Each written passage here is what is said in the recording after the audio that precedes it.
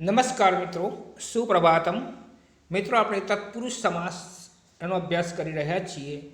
તો તત્પુરુષ સમાસમાં આપણે વિભક્તિ તત્પુરુષ સમાસ જોયો, કર્મધારય તત્પુરુષ સમાસ જોયો. હવે આ વિડીયો દ્વારા આપણે ઉપપદ તત્પુરુષ સમાસ, નય તત્પુરુષ સમાસ અને દ્વિગુ તત્પુરુષ સમાસ એમ સમાસના જે પેટા પ્રકારો જે છે એ તત્પુરુષ સમાસના પેટા પ્રકારોનો અભ્યાસ કરવા જઈ રહ્યા છીએ. તો મિત્રો, અહીંયા આપણે ઉપપદ તત્પુરુષ સમાસ છે એની વિગતે માહિતી મેળવીશું. તો મિત્રો, સૌપ્રથમ આપણે આ જે ઉપપદ તત્પુરુષ સમાસ છે એમાં કઈ બાબતોને ધ્યાનમાં રાખવા જેવી છે, ઉપપદ તત્પુરુષ સમાસ કઈ રીતે થાય છે એ સમજી અને ત્યારબાદ એના ઉદાહરણ દ્વારા આપણે ઉપપદ તત્પુરુષને સમજવાનો પ્રયત્ન કરીશું. તો મિત્રો, અહીંયા આપણે એ બાબત ધ્યાનમાં રાખવાની છે કે આ સામાસિક પદમાં ઉત્તર પદમાં મિત્રો આપણને ઉત્તરપદ અને પૂર્વપદનો હવે ખ્યાલ આવી ગયો છે કે પૂર્વપદ જે છે એ શરૂઆતનું પદ છે અને પાછળનું જે પદ છે એને ઉત્તરપદ કહેવામાં આવે છે. તો શરૂઆતનું જે પદ છે ઉપપદ તત્પુરુષ સમાસમાં શરૂઆતનું જે પદ છે એ નામ હોય છે, જ્યારે ઉત્તરપદ છે એમાં ક્રિયાપદ હોય છે, એ ક્રિયાવાચક શબ્દ આવેલો હોય છે. આ ક્રિયાવાચક શબ્દનો અર્થ ક્રિયા કરનાર એવો થાય છે. તો મિત્રો, અહીંયા જે ક્રિયાવાચક શબ્દો છે એમાં ઉપપદ તત્પુરુષ સમાસમાં ઉત્તરપદમાં પહ, જહ, જા, જમ, વહ, ધરહ, દ, દા અથવા દમ, પાલ, જ્ઞ, કરહ આ પ્રકારના પદોનો ઉપયોગ, આ પ્રકારના શબ્દોનો ઉપયોગ થયેલો હોય છે, જે આગળના પૂર્વપદની ક્રિયાનો ઉલ્લેખ કરે છે. તો મિત્રો, અહીંયા એક બાબત ખાસ ધ્યાન રાખી લેવાની છે કે સમાસની અંદર, ઉપપદ સમાસની અંદર બે પદો જે છે ઉત્તરપદ અને પૂર્વપદ. તો પૂર્વપદની અંદર નામ છે અને ઉત્તરપદની અંદર ક્રિયાપદ છે. તો આ જે નામની ક્રિયા જે છે એ ક્રિયા દર્શાવતા સમાસને આપણે ઉપપદ તત્પુરુષ સમાસ તરીકે ઓળખીશું. તો મિત્રો, અહીંયા આપણે એક ઉદાહરણ જોઈએ કે પાદપહ. તો મિત્રો, અહીંયા પાદપહ શબ્દ છે. પાદહ એટલે પગ અને પહ એ શબ્દ પા ઉપરથી આવે છે. પા પીબતી, પાતી એટલે પીવે છે. હવે પાદહ એટલે પગ, પાદૈહી પીબંતી ઇતિ. તો પાદૈહી, પાદપહનો અર્થ થાય છે વૃક્ષ. તો વૃક્ષનો પગ કયું? એનું મૂળ. તો મૂળ એને પાણી પાય છે. તો અહીંયા વૃક્ષ જે છે એના માટે પાદપહ શબ્દ વાપરેલો છે અને પહ જે છે એ ક્રિયા બતાવે છે અને શાળાથી થાય છે. તો પાદહ, મૂળ એક કરતાં વધારે છે એટલે આપણે એને પાદૈહી મૂક્યો. પાદૈહી પીબંતી ઇતિ, જે પગ વડે પાણી પાય છે એટલે મૂળ વડે પાણી પાય છે, તે આ પ્રકારનો જે સમાસ થાય છે એને ઉપપદ સમાસ કહેવામાં આવે છે. એ જ રીતે મિત્રો, અહીંયા બીજો છે કુંભકારહ. તો કુંભ અને કારહ બે શબ્દો જે છે એનો સમન્વય થયેલો છે, એ સમાસ થયેલો છે, એ જોડાયેલા છે. એમાં પૂર્વપદમાં છે કુંભ અને ઉત્તરપદમાં છે કારહ. કુંભમ કારહ કૃ ધાતુ પરથી આવેલો છે. કૃ એટલે કરવું. કુંભમ કરોતી ઇતિ કુંભકારહ એટલે જે ગળ, કુંભ એટલે ગળો, ગળો બનાવે છે તે માટીના જે વાસણ બનાવે છે તે કુંભાર. કુંભમ કરોતી ઇતિ કુંભકારઃ. તત્વજ્ઞ. તો અહીંયા મિત્રો જ્ઞ છે. તત્વમ, જ્ઞા એટલે જાણવું. તત્વમ જાનાતિ ઇતિ તત્વજ્ઞ. તો તત્વજ્ઞ, અહીંયા જ્ઞ આવ્યો છે પાછળ, એ ક્રિયાનો ઉલ્લેખ કરે છે. ઉપપદ તત્પુરુષનો એમાં ઉલ્લેખ છે. અહીંયા પંકજ, પંક એટલે કાદવ અને જ એટલે જન્મવું. કાદવમાં જન્મે છે તે પંકે જાયતે ઇતિ. જે કાદવમાં જન્મે છે તે, એનો અર્થ થાય છે કમર. દોષજ, દોષાત જાયતે ઇતિ, દોષમાંથી જે ઉદ્ભવે છે તે. અને જલદહ, અહીંયા દહ છે, દા એટલે આપવું અને જલ એટલે પાણી.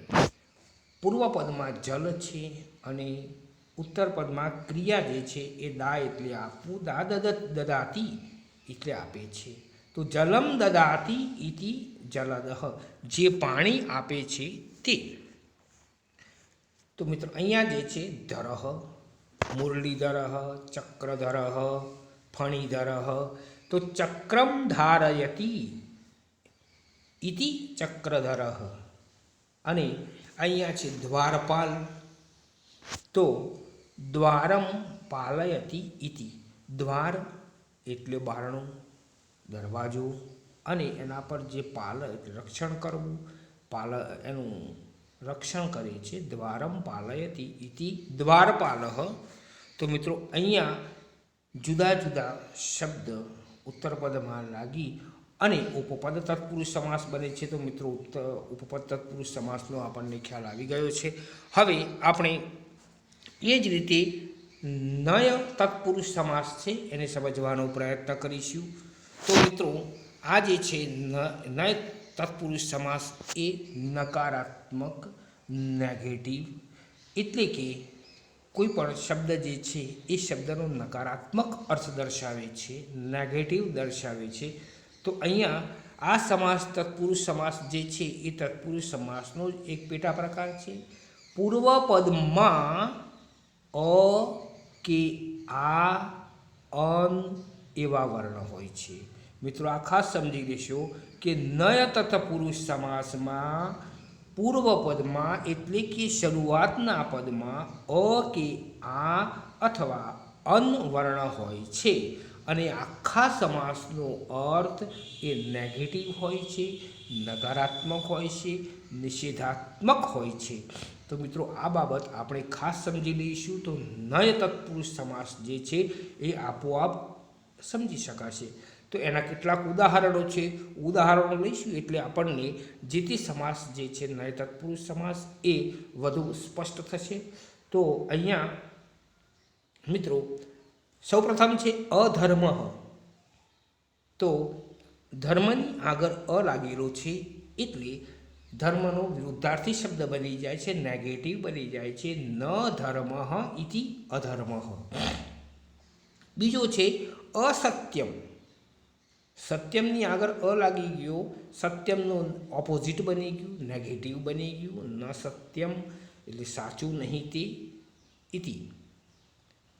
અન ઉચિતમ, ન ઉચિતમ. એ જ રીતે અહીંયા છે અનાગતમ, અન આગતમ, ન આગતમ. મિત્રો બહુ સરળ છે, આ બાબત ખાસ સમજી લેવી કે અ અથવા અન આ પ્રકારના વર્ણ આગળ લાગે છે એટલે નેગેટિવ, ઓપોઝિટ બની જાય છે, નેગેટિવ બની જાય છે. અને એ પ્રકારના જે સામાસિક પદને આપણે નય તત્પુરુષ સમાસ તરીકે ઓળખીશું. અનાર્ય શતમ, ન આર્ય શતમ ઇતિ અનાર્ય શતમ. અનનુરૂપમ, ન અનુરૂપમ ઇતિ અનનુરૂપમ. અવ્યવસ્થિતમ, ન વ્યવસ્થિતમ ઇતિ અવ્યવસ્થિતમ. અપરિહાર્યમ, ન પરિહાર્યમ ઇતિ અપરિહાર્યમ. અકર્મણિ, ન કર્મઃ તસ્મિન અકર્મણિ. અનભિઘ્નઃ, ન અભિઘ્નમ ઇતિ અનભિઘ્નમ. અનૃતમ, ન ઋતમ ઇતિ અનૃતમ. अपरिग्रहः न परिग्रहः इति अपरिग्रहः. अदृष्टं न द्रष्टम. अचेतनम न चेतनम. તો મિત્રો આ પ્રકારના જે સામાસિક પદો જે છે જેની પૂર્વ પદમાં અ અથવા અન લાગેલું છે તે પ્રકારના સામાસિક પદને આપણે નય તત્પુરુષ સમાસ તરીકે ઓળખીશું. તો મિત્રો અહીંયા આપણે ઉપપદ તત્પુરુષ, નય તત્પુરુષ અને હવે આગળ છે દ્વિગુ તત્પુરુષ સમાસ. તો આ બધા તત્પુરુષ સમાસના જ પ્રકારો છે.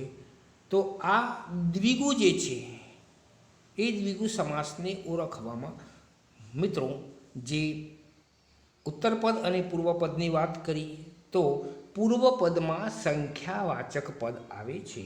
તો સંખ્યાવાચક પદનો જ્યારે ઉલ્લેખ થયો હોય, પૂર્વપદમાં સંખ્યાવાચક શબ્દનો જ્યારે ઉલ્લેખ થયો હોય ત્યારે તે પ્રકારનો સમાસ છે એ દ્વિગુ સમાસ બને છે. મિત્રો આ બાબત ખાસ ધ્યાનમાં રાખી લેશો કે પૂર્વપદમાં સંખ્યાવાચક પદ આવે છે ત્યારે તે પ્રકારનું સામાસિક જે પદ છે એ સામાસિક પદ એ દ્વિગુ સમાસનો ઉલ્લેખ કરે છે. મિત્રો દાખલા તરીકે આપણે જોઈએ કે નવરાત્રિ, તો નવાનામ રાત્રિનામ સમાહારઃ ઇતિ નવરાત્રિ. તો અહીંયા નવ અને રાત્રિ, નવ શબ્દ છે એ સંખ્યાવાચક શબ્દ છે અને રાત્રિ એ નામ છે. તો નવાનામ રાત્રિનામ સમાહારઃ ઇતિ નવરાત્રિ, નવરાત્રિઓનો સમૂહ એટલે નવરાત્રિ. પંચતંત્રમ પંચાનામ તંત્રાણામ સમાહારઃ, પંચ જે છે એ સંખ્યાવાચક શબ્દ છે જે પૂર્વપદ છે અને ઉત્તરપદમાં તંત્રમ છે. તો પંચાનામ તંત્રાણામ સમાહારઃ. ત્રિકાલઃ ત્રયાણામ કાલાનામ સમાહારઃ ઇતિ ત્રિકાલઃ. તો ત્રિ શબ્દ છે એ સંખ્યાવાચક શબ્દનો ઉલ્લેખ કરે છે. એ જ રીતે મિત્રો છે ચતુર્વેદા. તો ચતુર્વેદામાં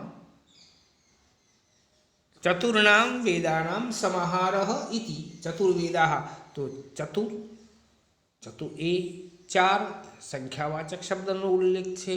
તો મિત્રો અહીંયા આ પ્રકારના સંખ્યાવાચક શબ્દો જ્યારે પૂર્વપદની અંદર ઉલ્લેખ કરેલો હોય છે ત્યારે તે પ્રકારના સમાસ જે છે એ સમાસ દ્વિગુ સમાસ બને છે. સપ્તર્ષિ સપ્તનામ ઋષિણામ સમાહારઃ ઇતિ સપ્તર્ષિ. તો મિત્રો અહીંયા આપણે જોયું કે જે તત્પુરુષ સમાસ છે એ તત્પુરુષ સમાસના પેટા પ્રકારોમાં વિભક્તિ, કર્મધારાય, ઉપપદ, દ્વિગુ અને નય એમ 5 પેટા પ્રકારો જે છે એ 5 પેટા પ્રકારોનો આપણે અભ્યાસ કર્યો. તો મિત્રો અહીંયા આપ આ વિડીયો જે છે એની અંદરથી જે સમાસ આપેલા છે એ પાઠ્યપુસ્તકની અંદરથી સિલેક્ટેડ લીધેલા છે. તો મિત્રો આ તમામ જે સમાસ છે એ સમાસને નોંધ કરી લેશો. એમાંથી જે બાબતો નોંધવા જેવી છે એ નોંધવા જેવી બાબતોને આપણે અલગ ચોપડામાં નોંધ કરી અને તૈયારી માટે એને સજ્જ રાખીશું.